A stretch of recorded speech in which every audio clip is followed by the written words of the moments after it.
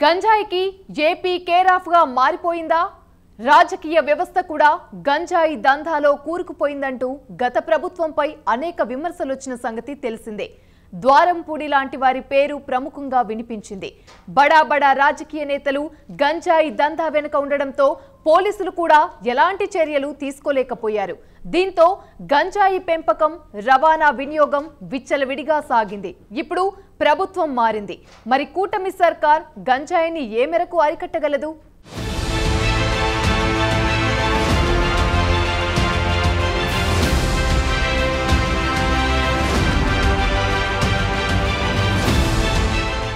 మద్యం, ధూమపానం ఆరోగ్యానికి హానికరం అని మాటల్లో చెప్పుకోవడానికో లేదంటే ప్రకటనల వరకే పరిమితమవుతున్నాయి గాని వాటిని మానేసేవారు మాత్రం కనిపించరు. వాటికి బానిసలయ్యే వారి సంఖ్య రోజురోజుకు పెరుగుతుంది. అవి ఆరోగ్యం నాశనం చేస్తాయని అందరికీ తెలుసు. అయినా ప్రభుత్వాలు అరికట్టలేకపోతున్నాయి. అయితే నేటి యువత మద్యం, ధూమపానంతో ఆగుతున్నారా అంటే లేదనే చెప్పాలి. మన దేశంలో డ్రగ్ కల్చర్ కూడా విపరీతంగా పెరిగిపోయింది. భవిష్యత్తునే కాదు, ఆరోగ్యాన్ని కూడా నాశనం చేస్తుంది. అయితే మన తెలుగు రాష్ట్రాల యువత గంజాయి మత్తులో తూగుతోంది. గంజాయి ఏ రకంగా యువత బుర్రల్లోకి వెళ్లిపోయిందో తెలుసు. దీనివల్ల యువత భవిష్యత్తు, ఆరోగ్యం అన్ని రకాలుగా నాశనమవుతోంది. ఒక్క తెలుగు రాష్ట్రాలకే కాకుండా యావత్ దేశంలో పట్టుబడుతున్న గంజాయి అంతా ఏపీ నుంచి తరలిస్తున్నదే అని గణాంకాలు చెబుతున్నాయి. ముఖ్యంగా గత ప్రభుత్వంపై దీనికి సంబంధించి అనేక విమర్శలు వచ్చిన సంగతి తెలిసిందే. వైసీపీలోని కొందరు నేతలు గంజాయి దందా సాగిస్తున్నారని అప్పటి విపక్షం విరుచుకుపడింది. వైసీపీ మాజీ ఎమ్మెల్యే ద్వారంపూడి చంద్రశేఖర్ రెడ్డిపై పెద్ద ఎత్తున ఆరోపణలు వచ్చాయి.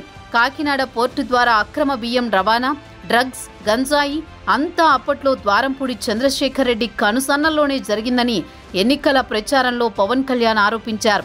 ఇలా వైసీపీలో కీలక నేతలు నాడు గంజాయి దందాలో కీలకంగా ఉండడం వలన పోలీసులు కూడా చర్యలు తీసుకోలేకపోయారని రాజకీయ పరిశీలకులు చెబుతున్నారు. మీ తాతకి చేసినట్టుగా నిన్ను మళ్ళీ బేడీలేసి మరి లాక్కెళ్తాం, గుర్తుపెట్టుకో. నీకు ఆ జీవితం నీకు వస్తుంది ఖచ్చితంగా. గుర్తుపెట్టుకో, ఈ రోజు నుంచి నీ పతనం మొదలైంది. నీ క్రిమినల్ సామ్రాజ్యం కూలదొయ్యకపోతే నా పేరు పవన్ కళ్యాణ్. గుర్తుపెట్టుకో.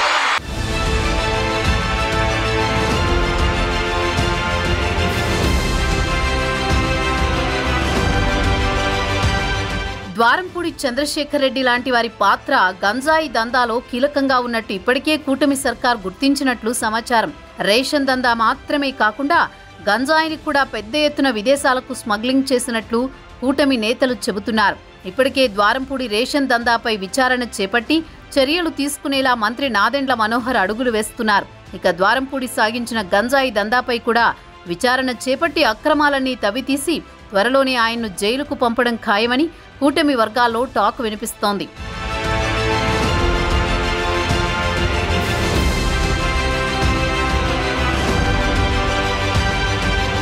గంజాయి మత్తులో తేలుతూ జీవితాలని నాశనం చేసుకుంటున్న యువత రోజురోజుకు పెరుగుతోంది. తమ బిడ్డలు గంజాయి మత్తులో జీవితాల్ని నాశనం చేసుకుంటుంటే కన్నీరు కార్చి కార్చి సొమ్మసిల్లిపోతున్న తల్లుల ఆవేదన వర్ణనాతీతం. గత 5 ఏళ్లలో ఏపీలో ఎక్కడ పోలీసులు చేయిపెట్టినా గంజాయి పట్టుబడింది. దీంతో గంజాయి రవాణాకు ఏపీ అడ్డాగా మారిందనే వ్యాఖ్యలు సర్వత్రా వినిపించాయి. అయితే ఎప్పటి నుంచో ఏజెన్సీ ప్రాంతాల్లో కలుపు కింద సాగు చేసే ఈ గంజాయి గురించి పెద్దగా ఎవరూ ఆశ్చర్యం పోలేదు. కానీ ఈ గంజాయి విషయంలో పోలీసులు వెలికి తీస్తున్న నిజాలు అందరినీ ఆశ్చర్యానికి గురి చేస్తున్నాయి. వేలాది ఎకరాల్లో గంజాయి సాగు జరుగుతుందన్న అంచనాలు వస్తున్నాయి. ఏదో కొద్దో గొప్పో పంట సాగు చేస్తున్నారని భావిస్తే ఏకంగా ఒక గంజాయి సామ్రాజ్యమే ఉందన్న సమాచారం వస్తోంది. ప్రతిరోజు ఏదో ఓ చోట టన్నుల్లో గంజాయి పట్టుబడుతుండడమే ఇందుకు నిదర్శనంగా చెప్పుకోవచ్చు.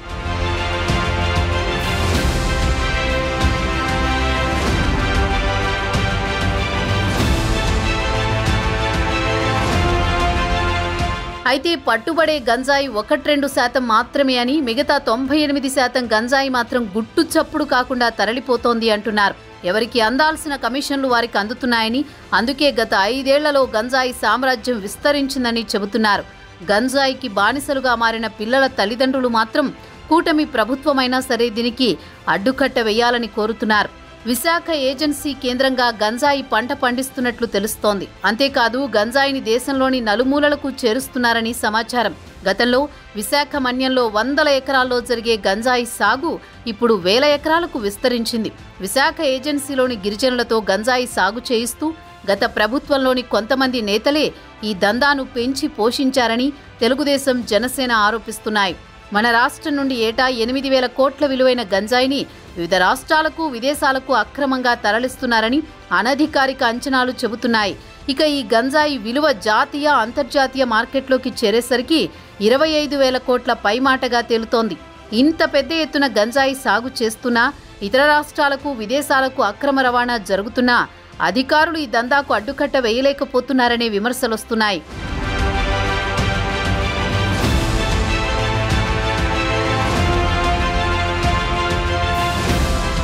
గంజాయిపై ఉక్కుపాదం మోపుతున్నామంటూ పోలీసులు ప్రకటిస్తున్నా కార్యాచరణలోకి వచ్చేసరికి వారు పట్టుకుంటున్నది పిడికేడు మాత్రమేనని అంటున్నారు పరిశీలకులు. ఇటీవల కాలంలో విస్తృతంగా వాహన తనిఖీలు చేస్తూ గంజాయిని పట్టుకుంటున్నా అది కేవలం 2 నుంచి 3% మాత్రమే అని తెలుస్తోంది. రాష్ట్రంలో సాగవుతున్న గంజాయి ఏపీ నుండి తెలంగాణ మీదుగా మహారాష్ట్రకు చేరుతుంది. అక్కడి నుండి ఈశాన్య రాష్ట్రాలకు పంపిణీ అవుతున్నట్టు అంచనా. చెన్నై మీదుగా సముద్ర మార్గంలో శ్రీలంకకు, ఇతర దేశాలకు గంజాయి అక్రమ రవాణా అవుతుందని సమాచారం. విదేశాలలో సైతం ఏపీ విశాఖ మన్యంలోని గంజాయికి భారీగా డిమాండ్ ఉందంటే ఆశ్చర్యం కలగక మానదు.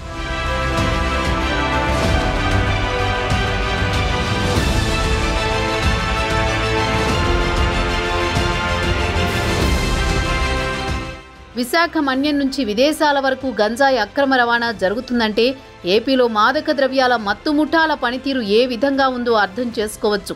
రాష్ట్రంలో గంజాయి గుప్పుమంటుంటే ఆంధ్ర, ఒడిషా బోర్డర్లో యథేచ్ఛగా సాగు జరుగుతుంటే అధికారులు గంజాయి సాగును ఆదిలోనే ఎందుకు అడ్డుకోలేకపోతున్నారు అన్నది పెద్ద ప్రశ్న.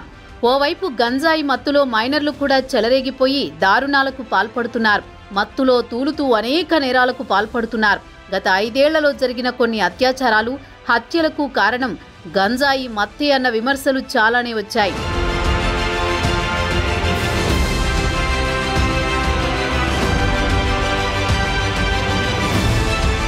ఇంట్లో ఉన్న చొరబడి మరీ కత్తులతో నరికేస్తారు. బయటకొస్తే వాహనాలతో ఢీకొట్టి దాడులకు తెగబడతారు.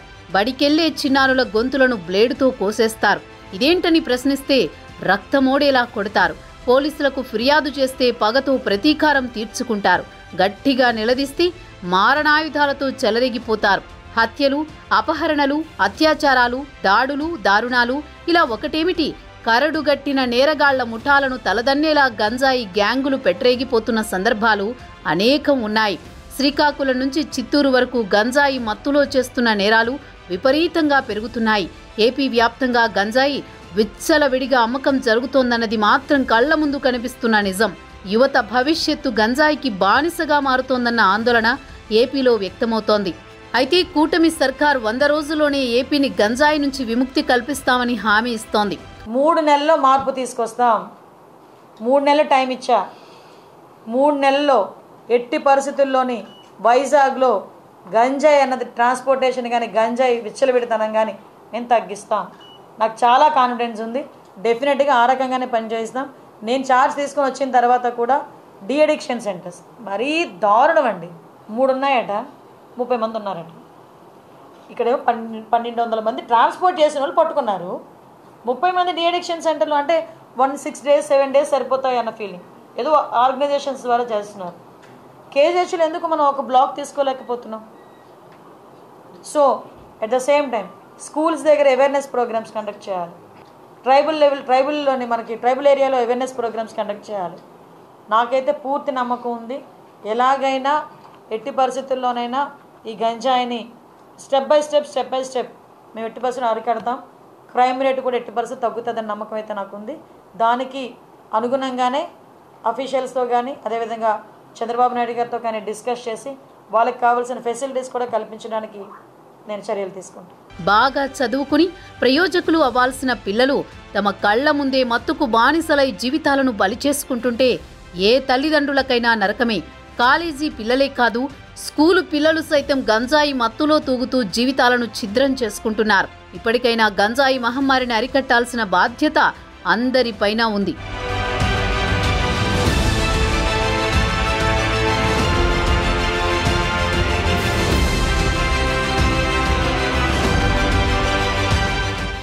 గంజాయిని అరికట్టడం అంత ఈజీ కాదు.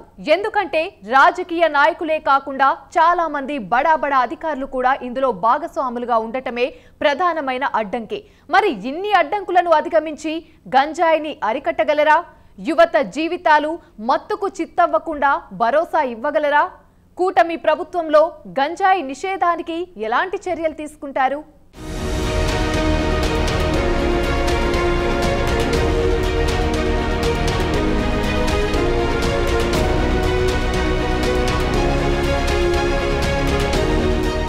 దమ్మారో దమ్మంటూ చిందులు, రోజూ దొరికిన అదే రేంజ్లో దందా. గంజాయి స్మగ్లర్ల ఆగడాలు ఓవైపు, ఆ మత్తుకు బానిసలై జీవితాలు నాశనం చేసుకుంటున్న యువత ఇంకోవైపు. దేన్ని అడ్డుకోలేకపోతున్నారు పోలీసులు. ఎందుకంటే గంజాయి దందాలో రాజకీయ నాయకుల హ్యాండ్ ఉండడమే ఇందుకు ప్రధాన కారణమని ప్రత్యేకించి చెప్పక్కర్లేదు. 100 గంజాయి స్మగ్లింగ్ వాహనాల్లో పట్టుకోగలుగుతోంది ఒకట్రెండే. అసలు ఎందుకు తెలుగు రాష్ట్రాల్లో గంజాయి మాఫియాను కంట్రోల్ చేయలేకపోతున్నారు? యథేచ్ఛగా కాలేజీ పిల్లలకు గంజాయి సరఫరా చేస్తోందెవరు? గడిచిన 5 ఏళ్లలో పెరిగిన గంజాయి పెంపకం, అక్రమ రవాణా, వినియోగం ఎఫెక్ట్ ఇప్పటికీ కంటిన్యూ అవుతున్నట్లే కనిపిస్తోంది. అందుకు ఉదాహరణే గత 20 రోజుల నుంచి భారీగా పట్టుబడుతున్న గంజాయి. వైసీపీ హయాం కంటే కూటమి ప్రభుత్వం వచ్చాక గంజాయిని ఎక్కువగా పట్టుకుంటోంది. ముఖ్యంగా ఇటీవల కాలంలో ఏపీలో ఎక్కడ పోలీసులు చేయిపెట్టినా గంజాయి పట్టుబడుతోంది. అంటే దీన్ని బట్టి కూటమి ప్రభుత్వం గంజాయిపై ఉక్కుబాదం మోపినట్లే అంటున్నారు.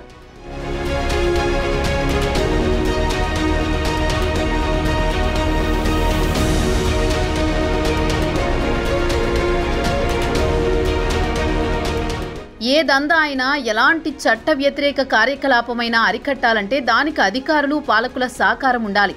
అయితే వైసీపీ హయాంలో మాత్రం గంజాయి దందాను అరికట్టాల్సిన పోలీసులు, అధికారులు, నేతలే ఆ దందాలో భాగస్వాములుగా ఉన్నారని, అందుకే వైసీపీ హయాంలో గంజాయి దందా 3 పువ్వులు 6 కాయలు అన్నట్లుగా సాగిందని తెలుగుదేశం ఆరోపిస్తోంది.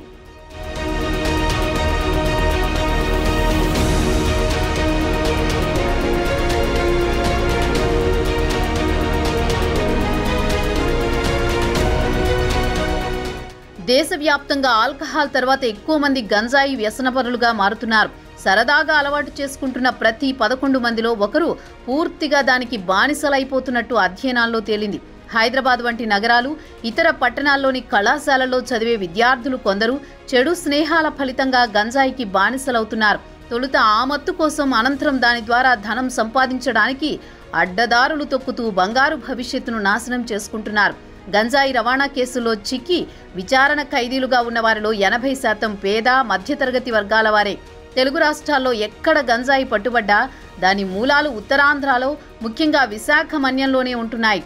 దేశవ్యాప్తంగా గంజాయి రవాణా చేయడానికి యువతను గంజాయి మాఫియా పావులుగా వాడుకుంటోంది. పోలీసుల తనిఖీల్లో వాహనాలు పట్టుబడితే పాత్రధారులే జైలు పాలవుతున్నారు. సూత్రధారులు తమ చేతికి మట్టంటకుండా తప్పించుకుంటున్నారు.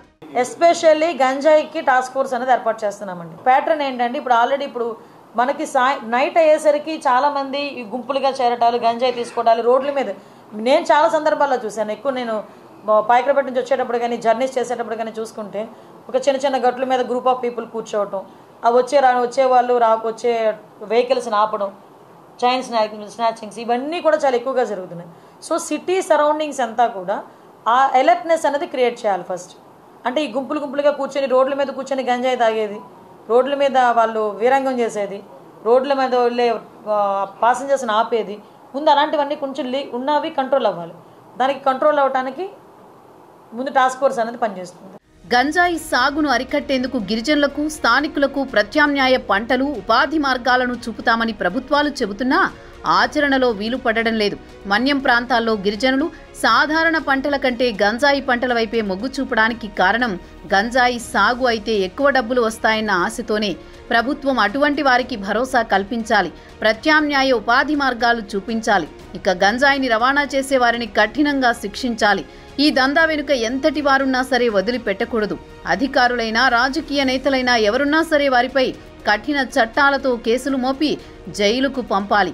గంజాయి పేరు వింటేనే వణుకు పుట్టేలా కఠిన శిక్షలు అమలు చేయాలి. ఇలా కఠిన నిర్ణయాలు తీసుకుంటూ ముందుకు సాగితే త్వరలోనే గంజాయి మహమ్మారిని అరికట్టడం వీలవుతుందని విశ్లేషకులు అంచనా వేస్తున్నారు.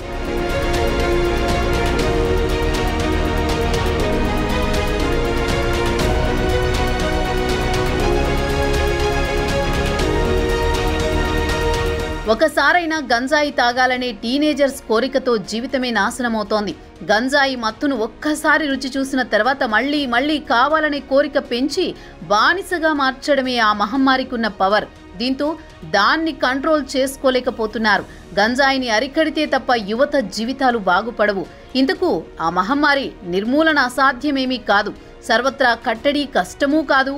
జీవితం ఎంతో అందమైనది. మనం ఎలా అనుకుంటే అలా మన జీవితాన్ని మలుచుకోవచ్చు. చిన్నప్పటి నుంచి మంచి మార్గంలో వెళితే పెద్దయ్యాక కూడా మంచిగానే మారతారు. పొరపాటున చెడు సావాసాలు చేసి అటువైపు ఆకర్షితులయ్యారో ఇక అంతే, అందమైన జీవితం కాస్త చేజేతులా నాశనం చేసుకున్నట్టే. గంజాయి మత్తు పదార్థాలకు యువత విద్యార్థులు దూరంగా ఉండాలి. మొదట గంజాయి సాగును నిర్మూలించకుండా ఆ మత్తుకు యువత బానిసలు కావడాన్ని అడ్డుకోవడం అసాధ్యమన్నది అందరూ చెప్పే మాట. ఈ విషయంలో కూటమి ప్రభుత్వం కూడా కఠిన నిర్ణయాలు తీసుకునేందుకు సిద్ధపడడంతో అరికడతారా లేదా అన్న విషయంపై అందరిలోనూ ఉత్కంఠ కలుగుతోంది.